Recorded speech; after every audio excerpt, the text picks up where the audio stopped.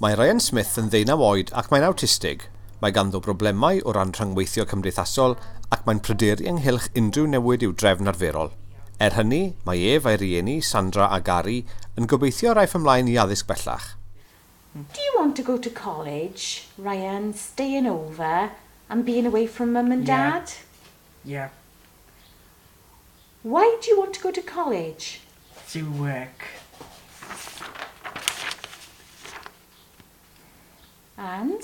I want to see what else I could try. Mae gan Ryan frawd bach o'r enw Luke, sydd hefyd yn awtistig. Mae'r cyflwr wedi golygu newidiadau dramatig i'r ffordd y mae'r teulu'n byw. Because it's a developmental disorder, you don't know when they're going to suddenly start, for example, using the toilet, start speaking, if they can speak, look at you, give you a hug, or scream the place down, and actually be in a supermarket and have somebody shout out, for heaven's sake, shut up that crying kid.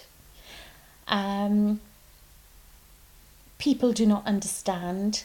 The reason that they do not understand is that it is an invisible disability. Autism is a lifelong developmental condition that affects the way a person communicates with and relates to the world around them. It's a spectrum condition, which means that while everyone on the spectrum will have difficulties with social imagination, social communication and social interaction, they will still be affected in different ways by their autism. Mae coleg Bylchau yn darparu ar gyfer pobl awtistig rhwng 16 a 25 oed. Agorodd y coleg yn 2004 a hon oedd y ganolfan gyntaf o'i bath yng Nghymru. We offer a very multidisciplinary approach to education, so students are supported for both their social development, their clinical and medical needs, as well as their educational and personal development. Our key objective and our aim for the college is to empower students to play a much more active role within their future developments and where possible develop the transferable life skills that they will require to live more independently post-Beechwood.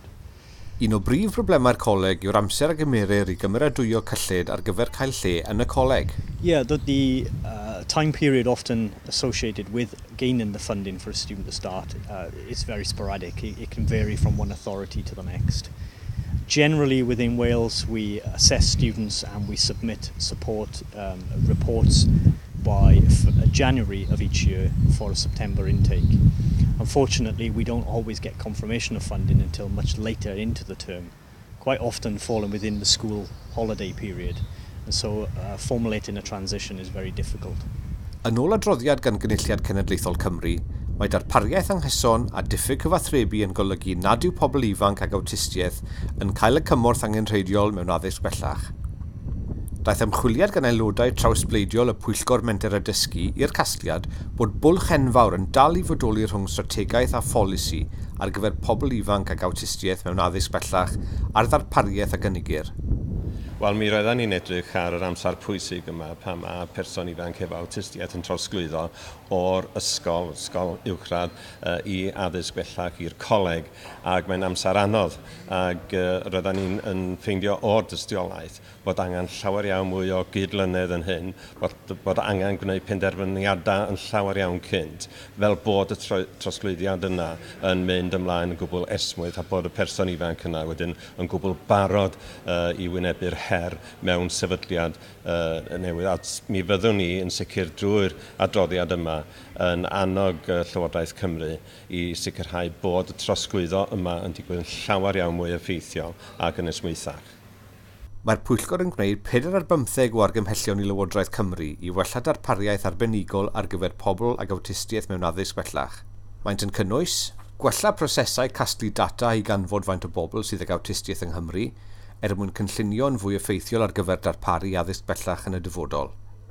Darparu gweithwyr pontio lefel uwch ar gyfer pob person ifanc yng Nghymru ag awtistiaeth o'r adeg y byddant yn 40 mlwydd oed ymlaen.